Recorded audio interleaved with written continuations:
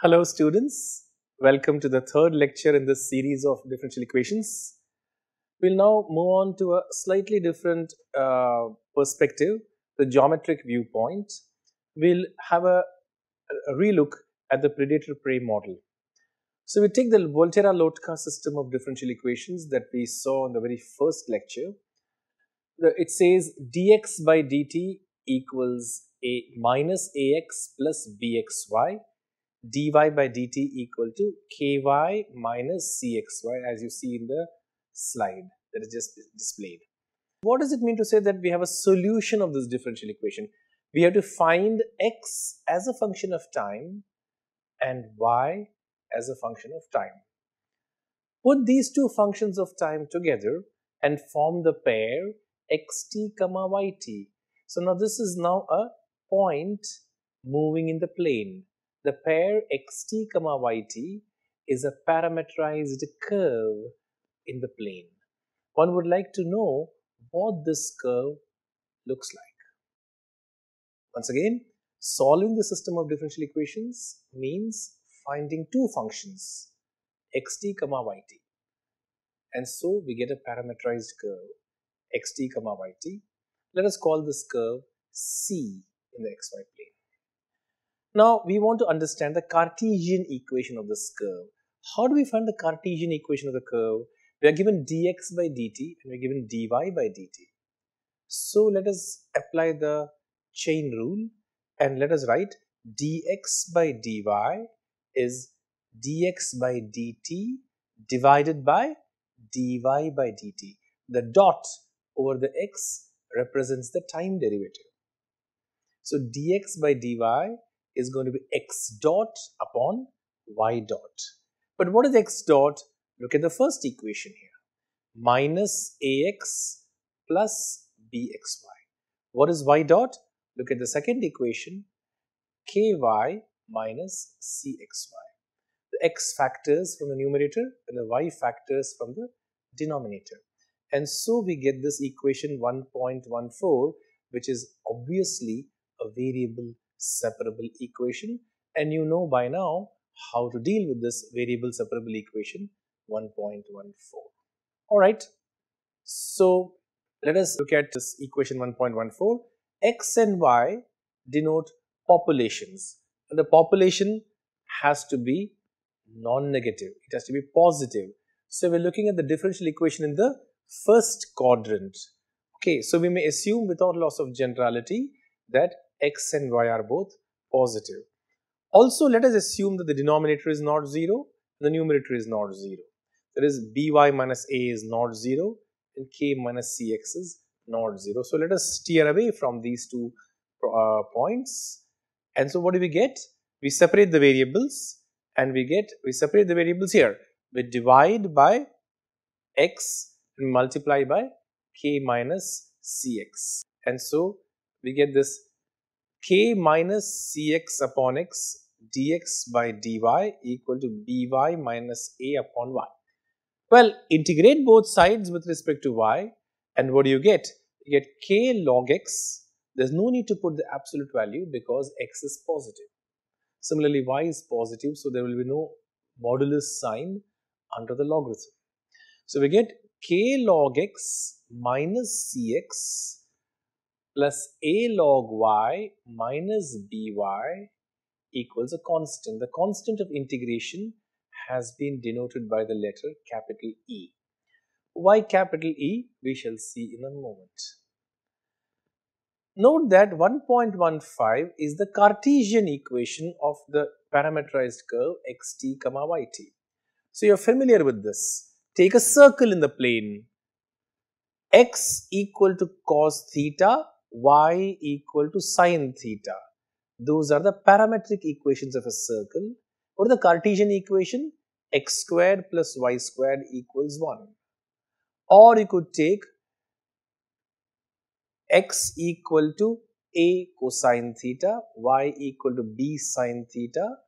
The parametric equations of an ellipse. The Cartesian equation is x squared upon a squared plus y squared upon b squared equals 1.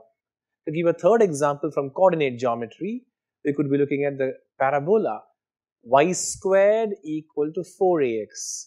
That is a Cartesian equation. The parametric equation is x equals at squared and y equal to 2at.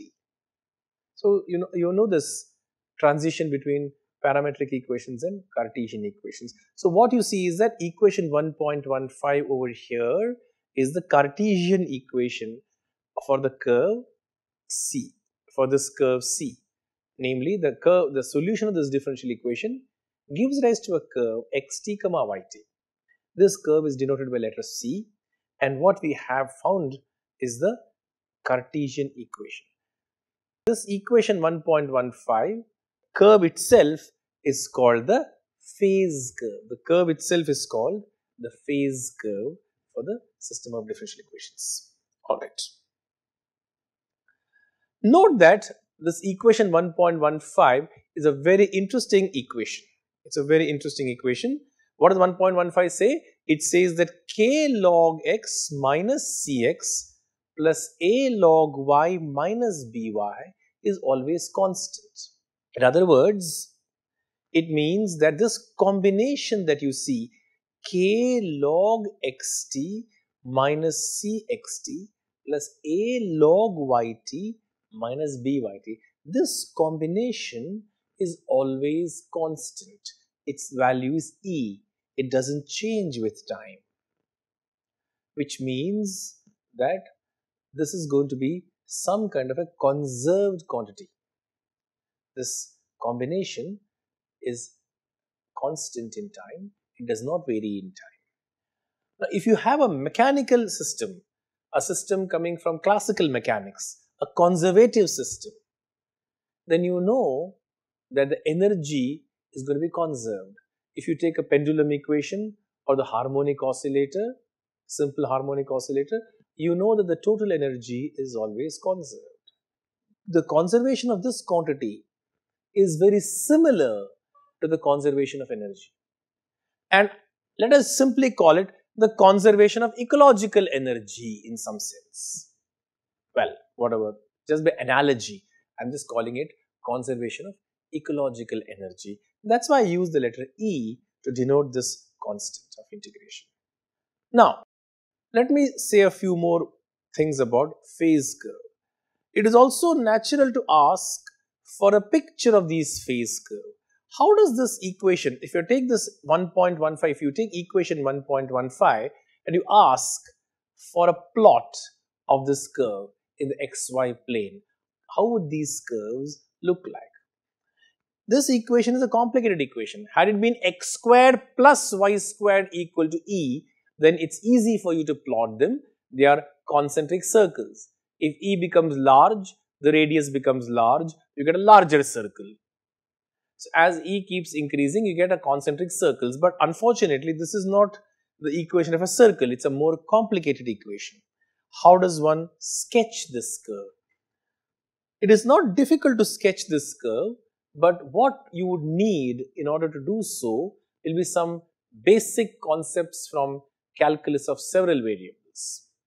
You will need a few concepts from the calculus of several variables, and that would take us a little outside the scope of the present course, and so I shall not get into the nitty-gritty of how to sketch those curves.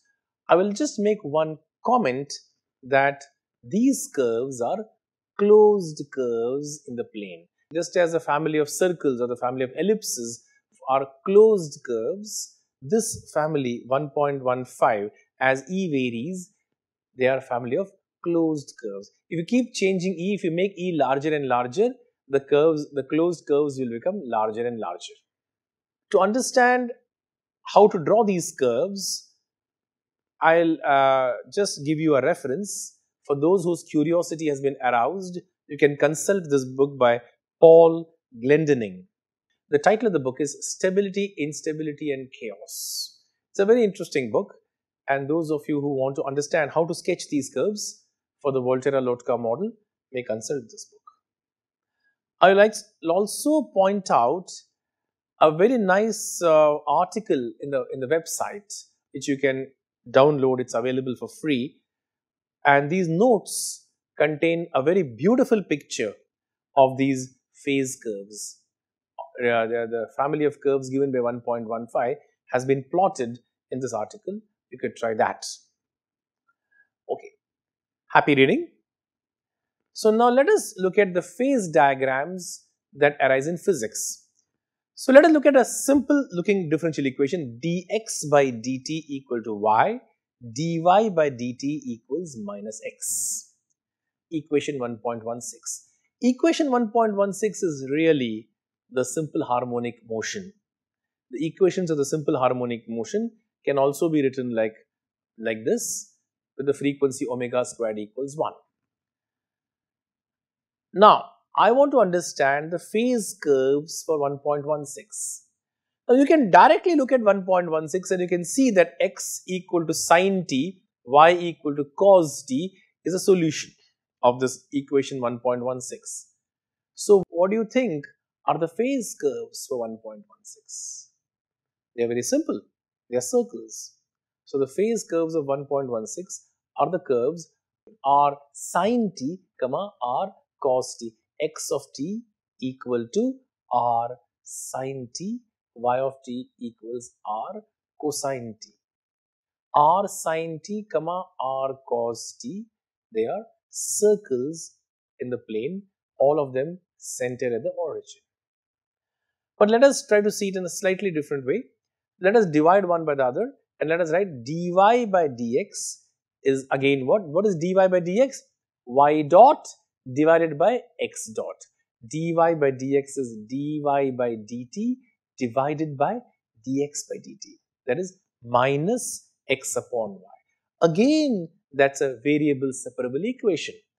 It's a variable separable equation. Proceed along the usual lines and you will get x squared plus y squared equal to c. We have got our concentric circles. So, the phase curves are concentric circles. Simple though the system is, there is one important comment that I'd like to make regarding this system. Equation 1.17 carries with it less information than the original system 1.16. What do you mean by that? What does it mean to say that we solve 1.16? We have to find x as a function of time and y as a function of time. What does it mean to say we are solving 1.17? Solving 1.17 simply means finding a relationship between x and y, namely x squared plus y squared equal to c. So, getting the equation x squared plus y squared equal to c is very different from saying x equal to r cosine t and y equal to r sine t. The circle x squared plus y squared equal to c has many different parameterizations and sine t, cos t is only one of the many parameterizations. Another parameterization could be x equal to 1 minus t squared by 1 plus t squared, y equal to 2t by 1 plus t squared. You must have encountered this in your coordinate geometry courses or calculus courses. The circle x squared plus y squared equal to 1 can be parameterized as cosine t, sine t. It can be parameterized as sine t, cosine t. It can be parameterized as 1 minus t squared by 1 plus t squared, 2t by 1 plus t squared. There are many different ways of parameterizing the circle x squared plus y squared equal to 1. So, giving a relation between x and y is far less informative than explicitly solving this differential equation 1.16. So, 1.17 carries less information than 1.16. Let me look at one more system and I'll come back to this comment later. So, consider the pair of equation dy by dt equals 2xy, dx by dt equals 1 plus x squared. You work in the first quadrant. Well, I'm going to divide one by the other. So, I'll have to worry about y being 0 or x being 0. Don't worry about it. Work in the first quadrant, x bigger than 0, y bigger than 0. Okay. Now, you want to get a first order equations out of 1.19. You want to understand the phase curves of 1.19. What is it again? Dy by dx equals y dot upon x dot. What is y dot? Y dot is the derivative of y with respect to time, and that is given by 2xy. What is x dot? The time derivative of x, and that is 1 plus x squared. So dy by dx is y dot upon x dot, which will be 2xy upon 1 plus x squared. Again, you see a variable separable equation. You got a variable separable equation, you know exactly how to deal with it. So I'll leave it to you to complete the problem. Question, in this example 1.19, can you explicitly integrate 1.19? Can you find y as a function of t and x as a function of t satisfying this equation 1.19? You can. You can actually do that because you can first solve the second equation dx by dt equal to 1 plus x squared. Get your x, put it in the first equation and get your y. So here again is a case where the two equations can be solved explicitly to get x as a function of t and y as a function of t. Whereas what I am asking you is the phase curve. That means the relation between x and y. One more example.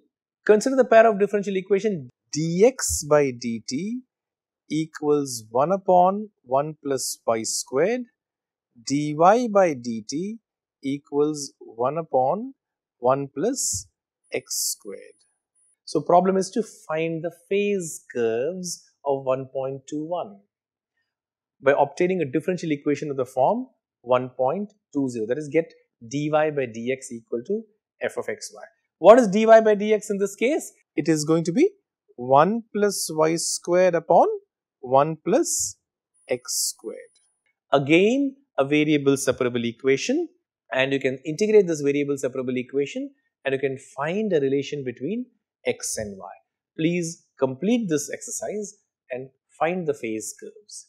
Sketch the phase curves for various values of there will be an integration constant. So we change the integration constant, you will get a different curve. So you get a family of curves. So please do that. It's very easy. You got to get dy by dx equal to 1 plus y squared upon 1 plus x squared. So you can guess what it is going to be. You get tan inverse of x equals tan inverse of y plus constant c, which is a constant of integration. And so you'll have to apply tan to both sides. You get x equal to tan of tan inverse of y plus c. And so you proceed. And you get a relation between x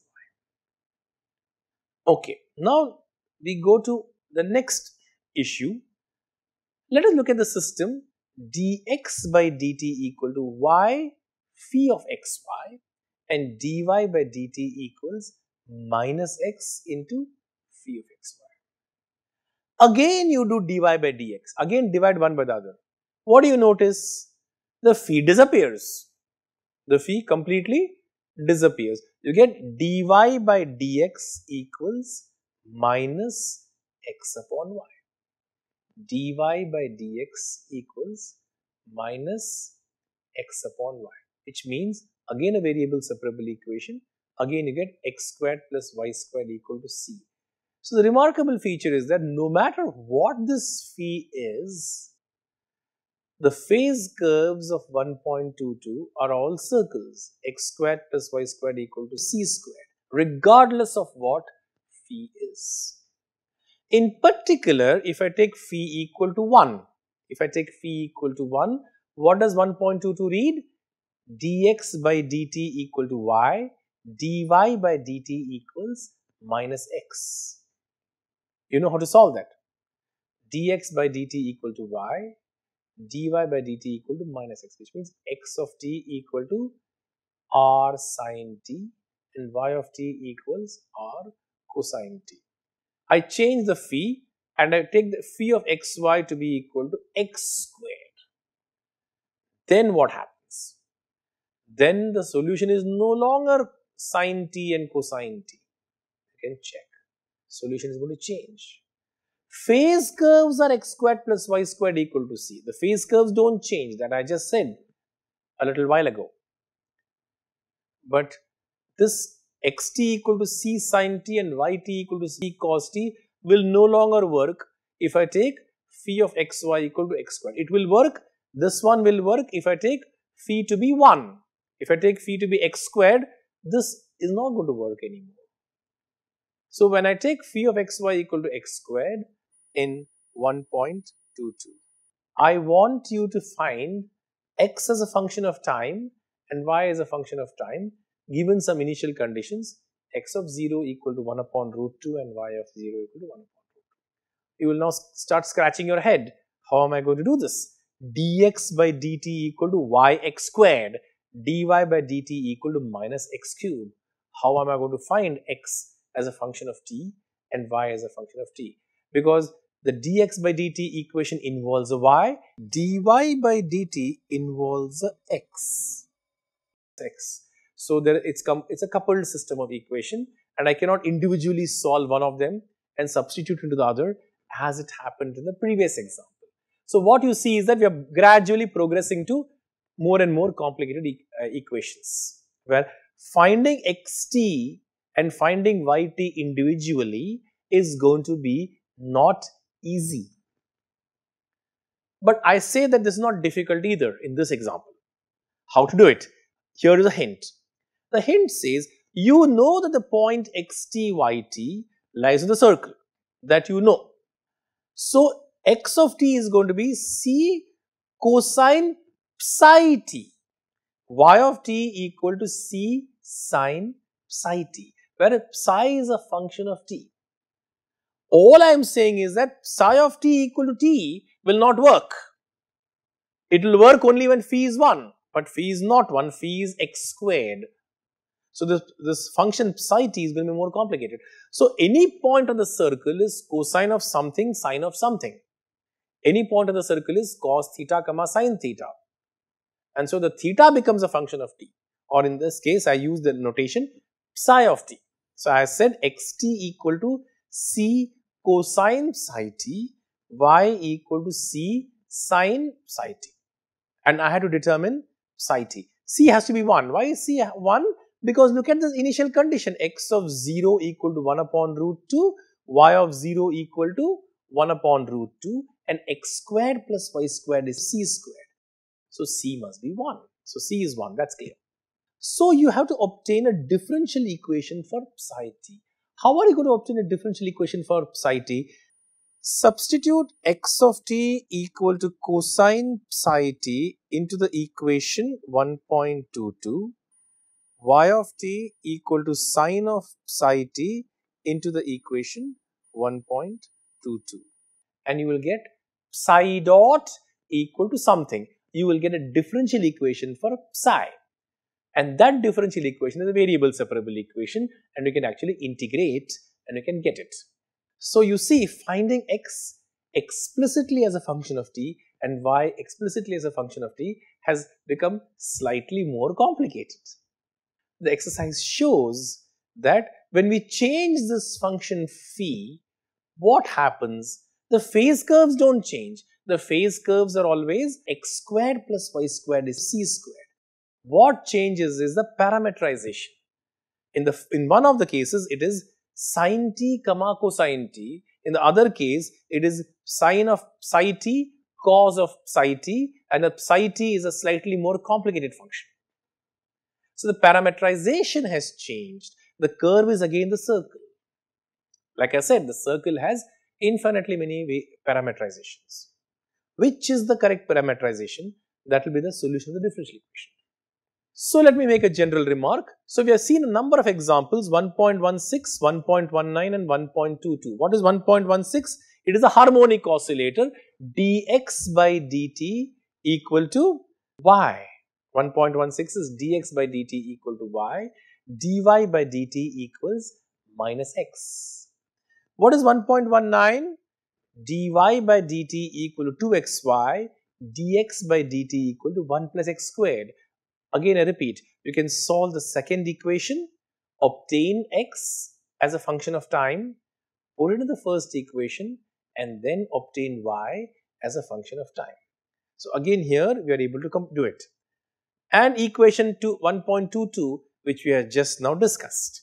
So in these three examples, we are explicitly able to find x and y as functions of time. And this is a very rare situation. It's a very rare situation. Usually it will not happen. Take the Volterra-Lotka equation. Dx by dt equals minus ax plus bxy. Dy by dt equals ky minus cxy. You get this conservation of ecological energy. This is all you can get. You cannot go any further and obtain x explicitly as a function of time and y explicitly as a function of time. So you see there are limitations. In this equation, you have to be content with equation 1.25. You cannot, unlike the previous three examples, obtain x and y individually as functions of time.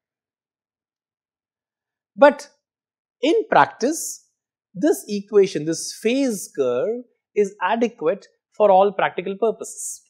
It turns out that the phase curve is adequate enough. We can get all our information about the behavior of the system from equation 1.25.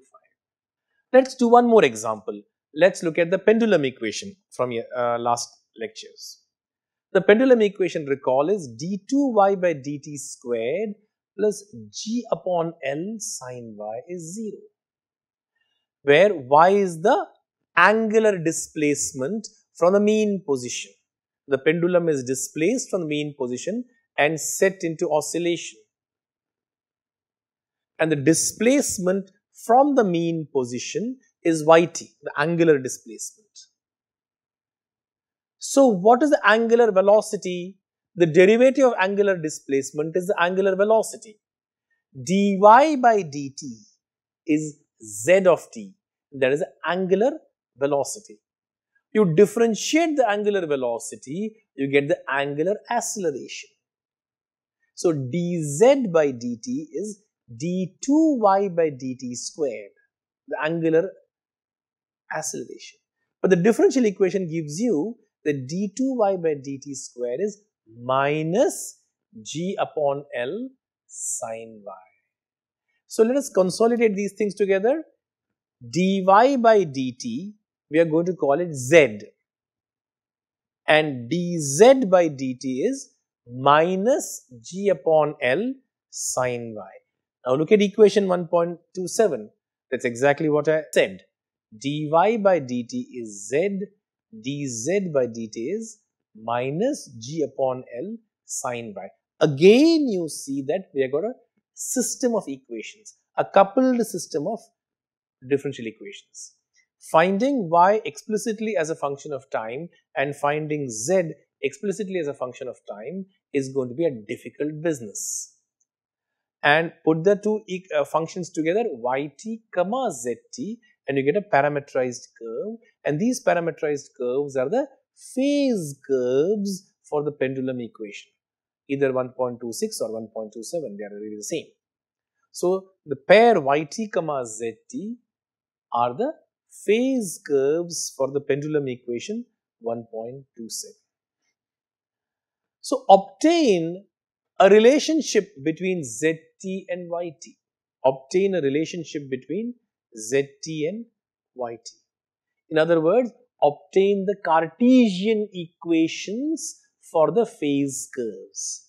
Obtain the Cartesian equations for the phase curves. And interpret your result physically. You may have seen the picture of this phase diagram. If you plot the phase curves for various values of the integration constant, you will get a one parameter family of curves in the YZ plane. And this picture is called the phase diagram.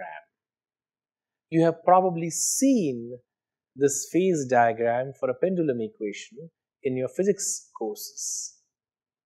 You also have probably seen the physical interpretation for this relation between z and y. there is a relation between Z and Y, right? And that relationship has a meaning. What is it? It is the law of conservation of energy. The pendulum is a conservative mechanical system, and the law of conservation of energy gives you relationship between Zt and Yt, and that relationship is what you will get as the Cartesian equation for the phase curves. You can also use your physical intuition to sketch these phase curves. These phase curves are going to be closed curves, because when you set the pendulum in oscillation, the pendulum starts swinging and it exhibits oscillatory motion. And so these phase curves are going to be closed circuits. However, if you give the pendulum a sharp push, if you push it too hard, what the pendulum do? It'll go right on the top, and it'll complete the circuit, and it'll come down, and it'll exhibit circular motions, and that will also enable you to accordingly draw the phase curves for large values of the energy. Try that out, or maybe consult some physics books, whatever. The purpose of this exercise is to bring out the connection between the phase curves and physics, the law of conservation of energy. Finding individually y of t and z of t as functions of time is going to be difficult. It is going to involve elliptic functions. In the last lecture, I stopped with the elliptic functions, and here we encounter these again.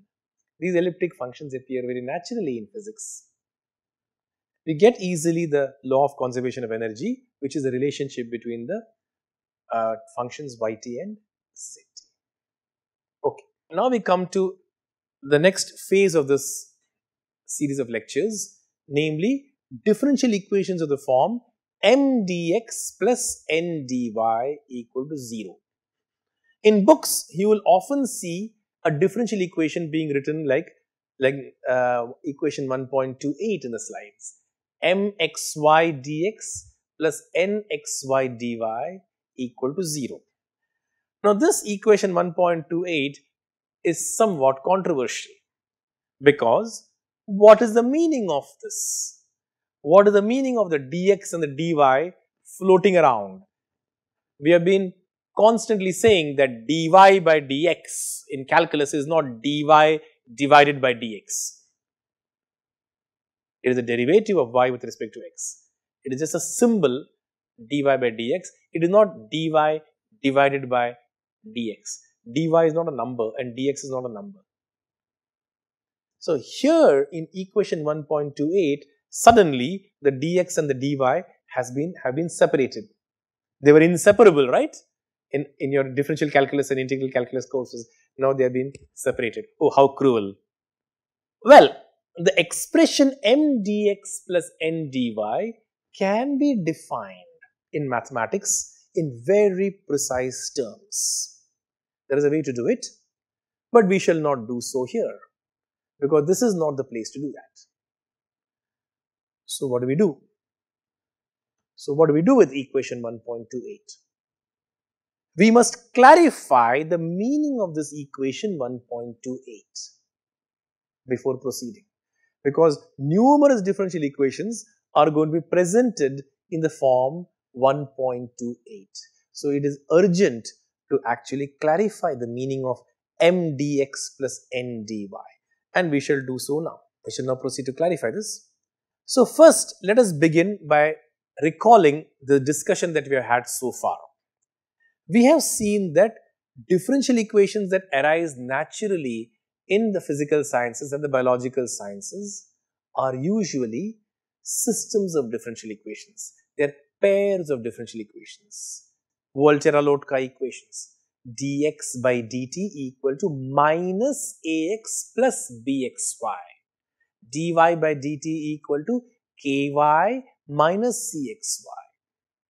The simple harmonic motion dx by dt equals y, dy by dt equals minus x. Again a system. The pendulum equation that we have just seen can be written as a system. So we are looking at systems of differential equations. And if it is a mechanical system, we will be looking at the time derivative. So, what kind of differential equations have we encountered so far? They are of the form 1.29. dx by dt equal to nxy, dy by dt equals minus mxy. These are the kinds of differential equations that we have encountered so far. So, what does this mean? For a mechanical system, I just said t will represent the time variable. And therefore, n of xy and minus of m of xy are the components of the velocity. If x and y are components of the displacement, then dx by dt comma dy by dt is the vector of velocity. In other words, n and minus m are the components of the velocity of the particle.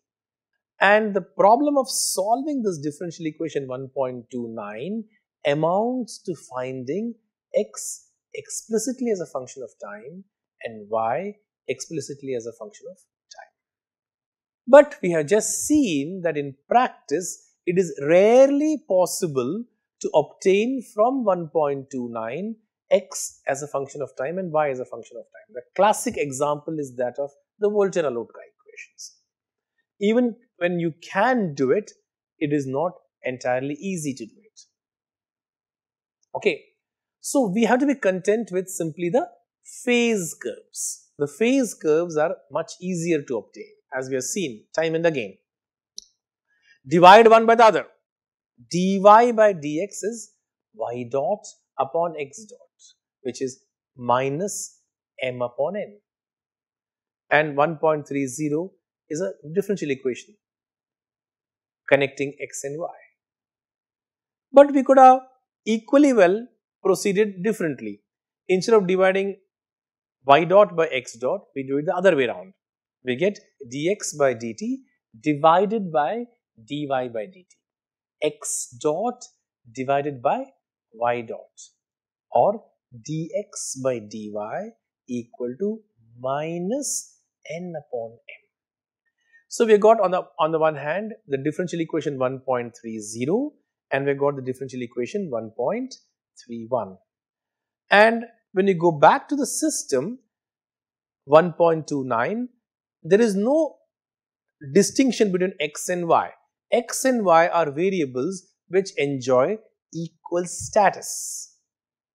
So, there is no partiality. There is no need to be favorable to x or to y. So, both of them receive the same importance. So, it is not clear to me whether 1.30 or 1.31 is preferred. These two equations have equal importance. So, in view of the symmetry between x and y, in view of the equal roles played by x and y, we denote by 1.28 either equation 1.30 or equation 1.31. So, 1.28 is a way of combining both 1.30 and 1.31 and writing it as a single equation. So, 1.28 should be interpreted as either 1.30 or 1.31. Okay. So, this basically clarifies the meaning of this expression m dx plus n dy equal to 0.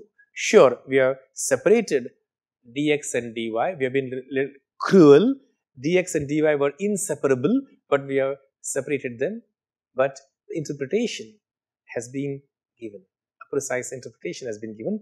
1.28 should be thought of as 1.30 or 1.31. So, now we have given a very clear interpretation of m dx plus n dy. So, from a practical point of view, interesting first order equations like 1.28 is an equation that arises from systems 1.29. So, the study of equations like 1.29 gives rise to a differential equation 1.28, and 1.28, I repeat, is simply 1.30 or 1.31 depending on whether you want to give x a more favorable position or y as the more favorable status. Okay, so this is stated differently.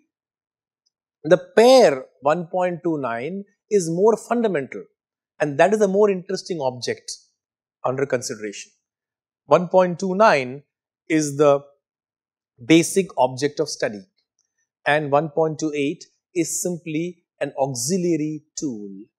And unfortunately, in practice, it is not possible to completely solve 1.29. It is not possible to get x as a function of time and y as a function of time. All we can do is to solve this equation 1.28.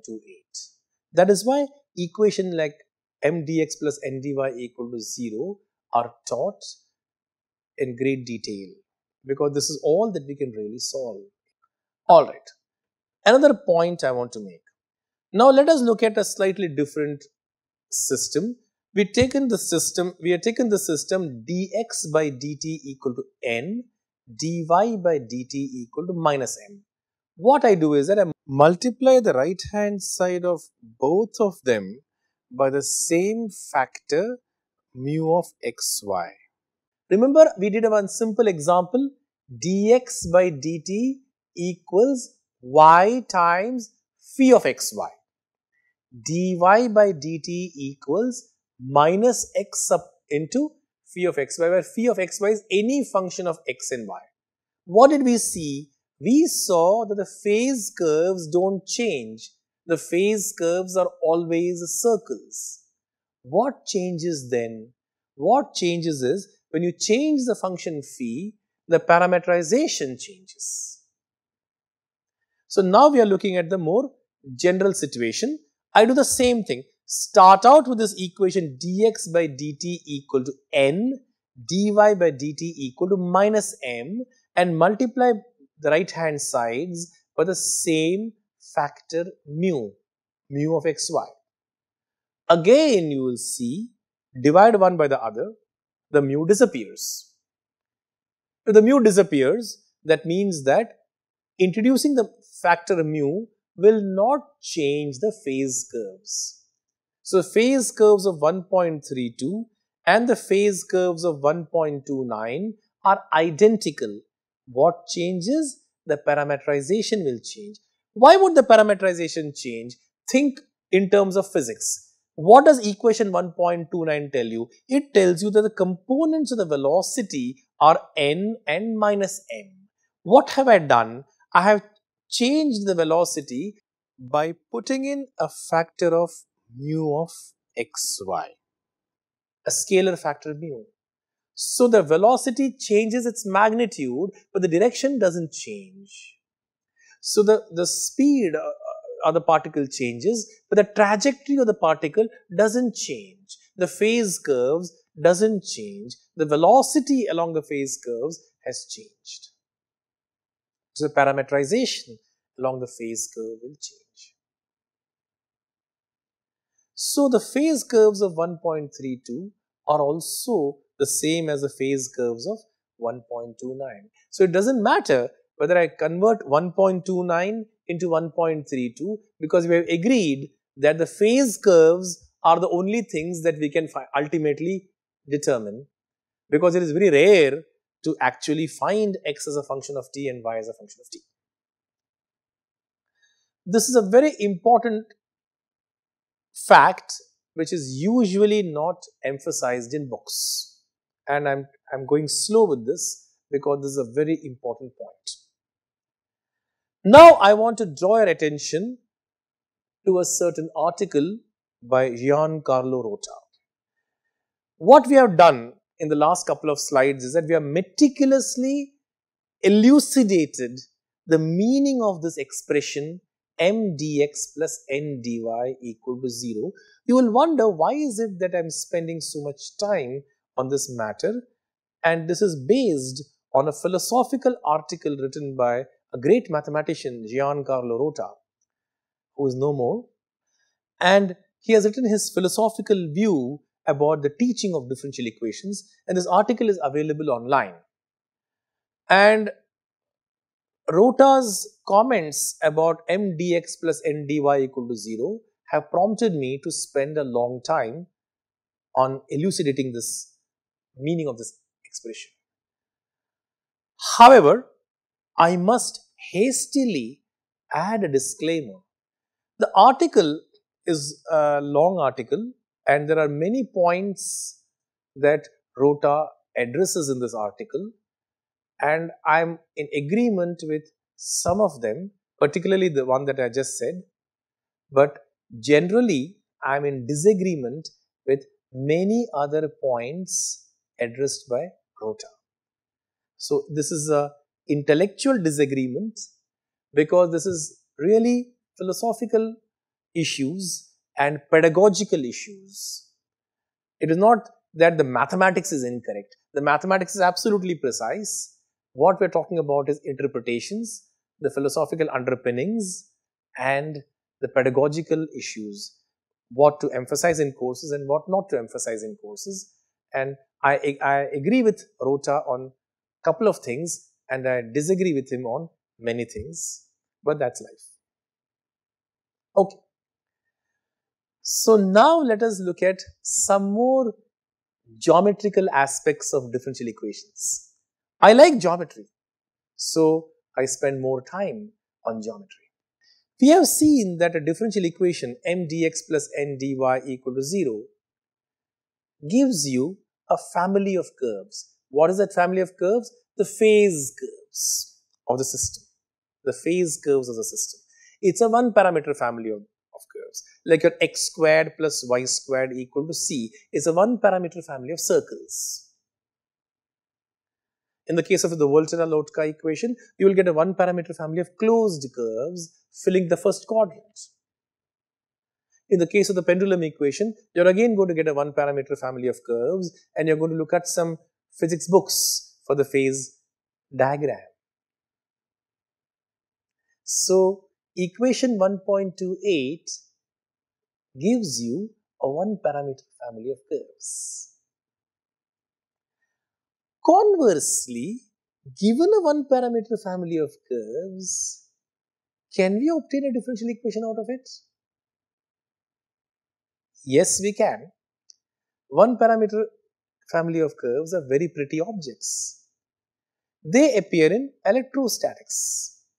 They appear in fluid mechanics. How do they arise in electrostatics? Think of the equipotential lines, equipotential surfaces. You got a distribution of charges, then there are surfaces which are called equipotential surfaces. Take these equipotential surfaces and slice them by the xy plane and you get equipotential lines on the xy plane. For example, I strongly recommend you to turn to page 635 of Resnick and Halliday's book. I already mentioned this book earlier, and on page number 635 of the same edition, mind you, there are some beautiful pictures of equipotential lines. Now let us look at some interesting examples of such families. The simplest example is a family of concentric circles. Differentiate this equation. You get 2x plus 2y dy by dx equal to 0. The constant c disappears when you differentiate. Divide by 2, you get x plus y dy by dx is 0. That's the differential equation. So 1.33 is the differential equation for the one parameter family of curves x squared plus y squared equal to c. Pretty easy, eh? But now, let us proceed to another example where it's not going to be so user-friendly. Let us consider the family of circles touching the y-axis. There's a y-axis, draw a circle touching the y-axis at the origin. The center must be c, 0 and the radius is again c. And so, what is the equation of the circle? X minus c the whole squared plus y squared equal to c squared. The c squared cancels out and you get equation 1.34 on the slide. Differentiate 1.34 with respect to x and divide by 2, you get x plus y dy by dx equals c. So from c, put this value of c back into 1.34 and you get a differential equation 1.36. Again, use 1.35 where we have this c and substitute it into 1.34 and do a little bit of rearrangements.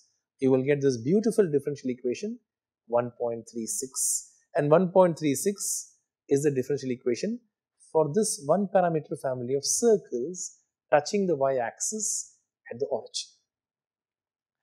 Now I am going to give you a little exercise. The exercise is not difficult, but it is essential that you work it out. We have regarded, when we differentiate this equation 1.34, we are assuming that y is a function of x. That means y is implicitly a function of x. Is this a valid assumption? Sketch these circles and find out what happens at the origin and find out what happens at 2c, 0. In the neighborhood of this point, is it legal to say y is a function of x? Should we not say x is a function of y? Should we not regard x as an implicit function of y? And should we not proceed by differentiating 1.34 with respect to y instead of differentiating with respect to x? Yes, that's correct. We must regard x as a function of y and we must proceed by differentiating with respect to y. But we get the same answer. We again get the same differential equation 1.36, and that is something that you must check. That's a little exercise for you. It's a very easy exercise and I urge you to do it. Now, after you do this exercise, do you see the merits of writing equation 1.30 and 1.31 in the symmetrical form 1.28? Let me just go back a few slides for you. So, after you do this exercise, do you agree with me that it is better to work with the form 1.28, because sometimes you may have to regard y as a function of x and sometimes you might have to regard x as a function of y, as this example clearly shows. And so making the thing unsymmetrical is not advisable, and working with a more symmetrical form of the equation 1.28 is advisable, is a desirable feature. Alright, so you will agree with me that 1.28 is the most desirable feature. Now I am going to give you a little more exercises, but this time it's going to be fun with colored pens. I want you to sketch those circles touching the y-axis at the origin with blue pen. Next, sketch circles with red pen touching the x-axis at the origin and cutting the blue circles at right angles. So do this sketching of these curves and obtain a beautiful picture. Produce your artwork in blue and red pens and then go back to Resnick and Halliday's book, page 635, and look at figure 29.15. Does your picture closely approximate to this when the length of the electric dipole becomes smaller and smaller? So with this interesting exercise, I shall close today's lecture. Thank you.